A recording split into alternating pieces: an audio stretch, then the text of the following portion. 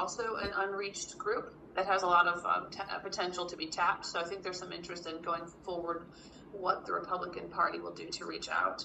The other thing you should know in terms of early voting is that every overseas voter, if they've registered by the middle of the year, will receive their ballot 45 days prior to the election. So every overseas voter is also an early voter. And so the earlier you can reach out to us, the better off the party is. I know we only have a few minutes.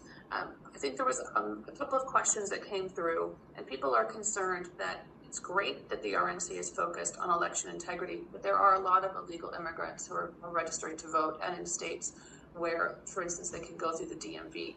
Can you speak specifically about that? And again, I know we only have 2 minutes, and other questions that came in had to do with how people can support the campaign, either financially, but also we've had a number of people ask about phone banking or volunteering as a lawyer, etc. If you could address those, please. Sure. So illegal immigrant voting is a huge concern. It's a huge priority for us. We had two particular situations in Arizona and Nevada where they set up a system so that anybody could get a driver's license. And that was one law. Which allowed illegal immigrants to get a driver's license. And then they turned around and they said anybody who gets a driver's license is automatically enrolled to vote. Well, clearly at that point, you know you're going to enroll illegal immigrants to vote. So we filed lawsuits in both Arizona and Nevada against that regime.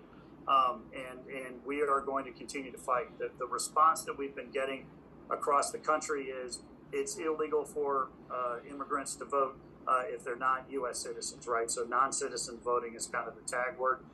We have blown this issue up in terms of awareness in all of our battleground states. We are working very hard to make sure that we have the laws and the rules and regulations in place to be able to ensure